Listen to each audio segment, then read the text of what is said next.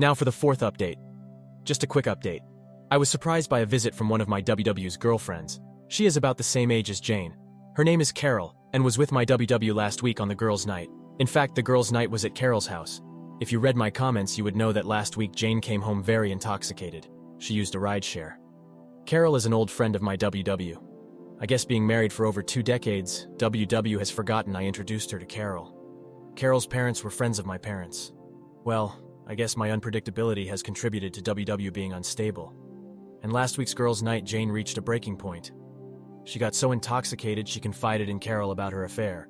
Apparently, she just kept talking, even after Carol told her to stop. Carol got so angry at her. As Carol kept condemning Jane, Jane just kept trying to defend her actions while continuing to lay out an endless stream of details. The next day, Carol reached out to Jane. Jane apparently did not remember anything from the night before. Carol summarized Jane's confession. Well, Jane completely denied that she is having an affair, that she did not say those things, and that Carol is mistaken. Carol told Jane she is full of shit and has a week to come clean or she will tell me herself. And since Jane continues to deny that she said anything, I got my visit with Carol. So over coffee, I got the abbreviated accounting of Jane's confession. Carol was expecting me to be devastated. I surprised her when I told her I already knew. I asked her who else was around when Jane did this confession. Carol was the only one else in the house. I asked Carol who else she has told. That offended her. She told me that she would not spread something like that before telling me. I apologized. I explained to her that I had my own timeline for wanting to deal with Jane, and adding others would complicate my plans, and I had to ask. Carol was understanding. I asked her, as a favor to me, not to mention it to anyone and allow Jane to think she believed her. Carol agreed with my first request, but said the second part doesn't feel right. I asked her to try. I told her I would be okay. Carol said that anything else I need, all I have to do is ask. I know that I will have to make another apology when Carol finds out about my health, but I will deal with that another day. So I'm going to confront Jane tomorrow. We have a regular date night, and I plan on calmly telling her what I know, my condition, and how I'm going to spend the rest of my life without her. I hope the public setting will keep the drama to a minimum. Going as planned or a total disaster, I will update sometime this weekend. My plan is after the confrontation, to give her what I know, asking her to not contact me or my family. We will see how it goes. Now for the top comments. Just be prepared for your soon-to-be ex-wife to do the following. 1. Deny the affair until the evidence is presented by you. 2. Start crying and apologizing. 3. Begging for another chance, saying the AP meant nothing and that you are the love of her life. Total BS. 4. Saying that she'll end the affair and do everything possible to make it up to you. Once again, total BS. That sobbing and sorrow routine turning to complete anger and threats after she finds out she'll be lucky to walk away with a bag of flour from the pantry. Just be prepared. Great advice. However, OP is way beyond any manipulation. This man is a rock, and I truly never seen someone handle this much so well. Once again, you are an inspiration, my anonymous friend. I've been following this very closely. I went through my second divorce last year. Both my ex-wives cheated on me, so I know that pain all too well. Although I don't have the terminal diagnosis you do, I watched my best friend die from his terminal diagnosis just before divorce. Literally. So I have some limited idea. You're handling this far better than nearly anybody in your situation would, and once again I applaud you. One comment on this post to consider. Please give Carol a heads up that you're confronting Jane. It's highly likely that despite what you tell her, she's going to blame Carol. Just help Carol be ready for that next conversation with Jane. 2 more things. 1. Please DM me if you want to talk. 2. As part of your Reddit legacy, would you consider writing us a post, both here and on your profile page, that passes on how you grew into the person that was able to handle this with such grace and peace and wisdom? I will think about the post about how I grew into who I am. The short answers?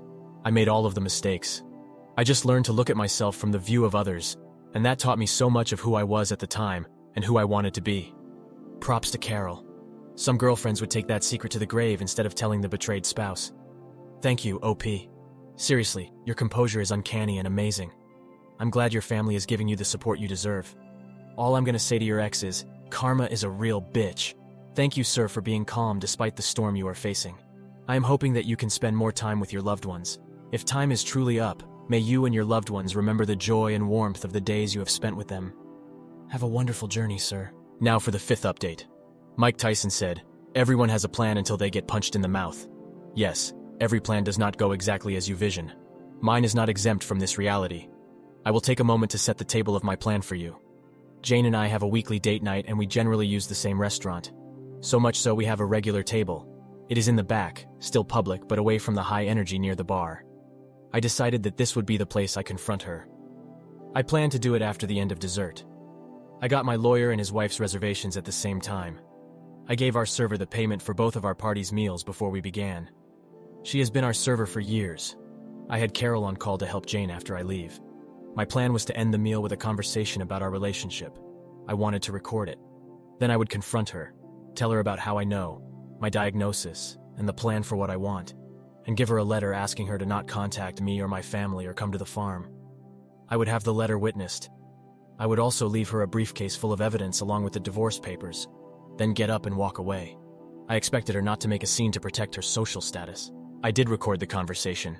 She gushed about how great our relationship has been over the years. She talked about how great we are as a team. I asked her if I treat her right, have ever abused her, etc. She said of course not. Then I asked her why did she cheat on me. She stated that she does not know what Carol told me, but that it is she is wrong. I told her I had already known before Carol told me. At that point, everything I think Jane had prepared to counter this conversation left, and so did the color on her face. All she could do is ask, "What?" I then told her to let me get through this without interruption, and she shook her head in agreement. She went from a confident and prideful woman to a woman with the deer-in-the-headlights look. All she could do is nod. I then explained how I came home after my meeting with my doctor. I was rushing home to have the most difficult conversation with the one person I wanted to talk to. I explained that when I drove up, I saw his car. I then checked the cameras and saw they were in privacy mode. I decided then to go to the farm. I told her that I still had footage, and she almost interrupted to ask how, but I just put up my hand to remind her to let me finish. I told her about my diagnosis and plans not to fight the disease. I saw the heartbreak in her eyes, and I got angry. How can she feel sorrow for me? But I moved forward. I then signaled the waitress and she went over and got my lawyer. They both came to our table. My lawyer handed me a briefcase and a folder with a letter. I told her that I don't want her to contact me or my family or come to the farm after I left tonight. I signed the letter and asked the server to witness it. The server and lawyer then watched me give the letter to Jane. I then dismissed them. I then concluded by giving the briefcase to Jane. I told her I know much more than she expects. I was totally destroyed. That there are divorce papers in there already signed by me, and she can sign them and start the divorce proceedings. I told her I don't expect to survive a contested divorce.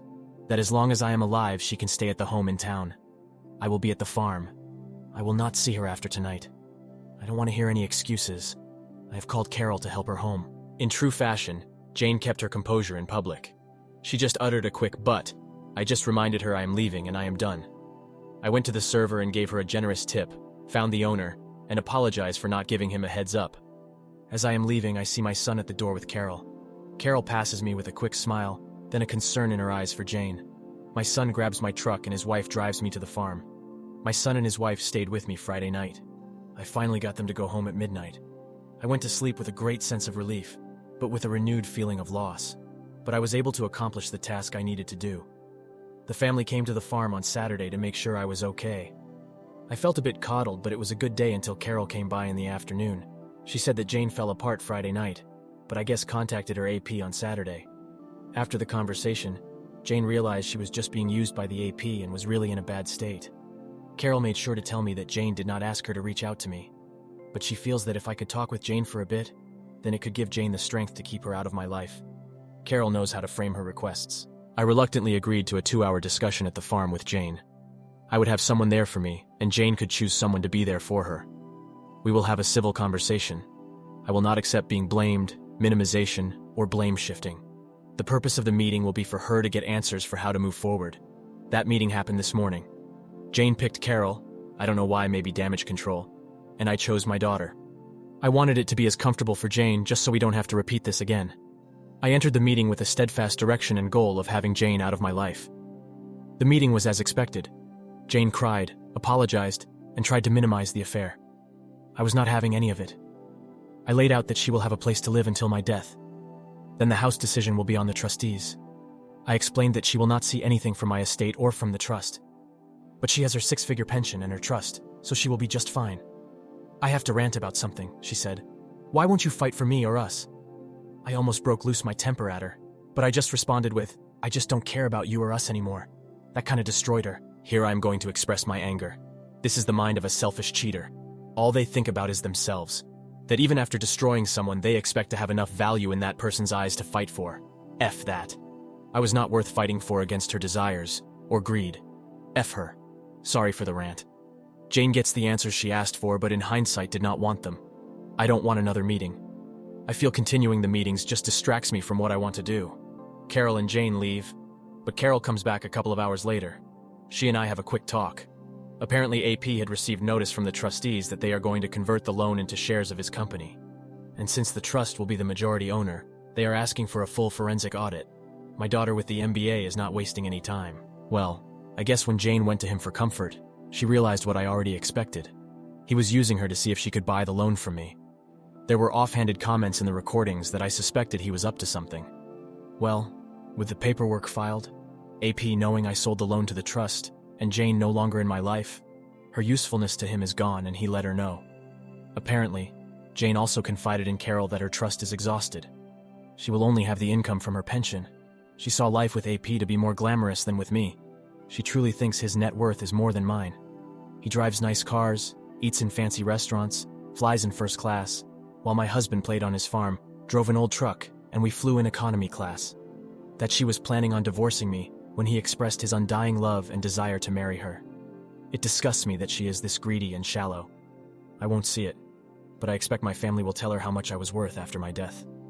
I'm so glad that her true colors were shown now so I could deal with her and spare my family from her. Then Carol did something that was totally unexpected and threw me off guard. She told me that since I am no longer encumbered if I need companionship to give her a call. I challenged her and asked why with my diagnosis, why would you or any woman want to spend time with me? There is nothing long-term. She responded that just because Jane is an ignorant slut and did not know what she had, does not mean any divorcee or widow would not line up to spend what time I have left with me. That I am a hell of a man and any time with me would be cherished. And I would have quite a few lady callers lining up and she might as well be first in line. I asked her, but most won't know Jane and I are separated? She said Jane does not want the social groups to know, but that she and Sarah will make sure her story is out. I was polite and told her I would let her know. She smiled and gave me a kiss on the cheek. I thought about it after she left, but I am pretty sure I do not want that complication in my life right now. I have left quite a bit out, but that is the highlights. I am doing okay. It has been a roller coaster. I need a few days of peace and quiet. The social groups will know soon. Both the breakup of my marriage and also my diagnosis. I will now have an endless stream of people wishing me well. I knew I could not delay it forever, but I don't want to be treated differently. However, life is what it is. Time to start dinner and relax this evening. Again, thank you all for all of your support.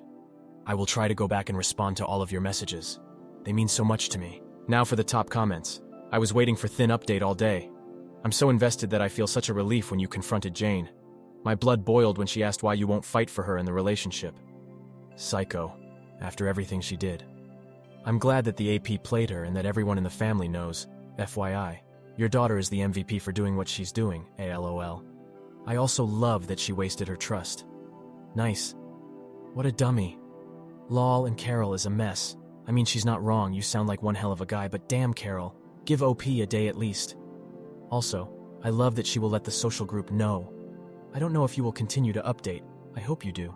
But if you don't, I hope that the rest of your days are filled with peace and the love of your family. Thanks for the support. I have to admit, Carol took me by surprise. She said she wanted to be first in line. I guess she believes that fortune favors the bold. I am sure there will be more drama that I need to vent and gain support for. Thanks. It sucks even worse after seeing that she only saw you as a $sign when after reading all your posts. We can all see that you bring so much to the table. I hope you take Carol up on her offer and experience true companionship in the rest of these days.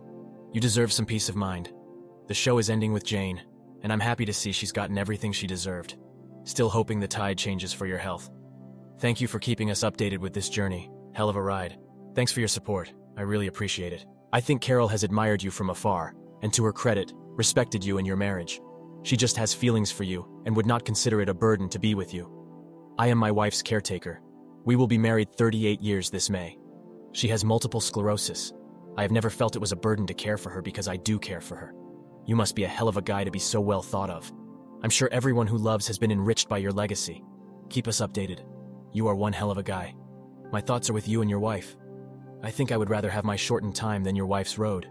I admire her strength. Thank you all for taking the time to listen to today's story. Please like and subscribe if you haven't already, so as not to miss the part 4 when it drops. Also, comment below what you think about this story. See you in the next one. Take care.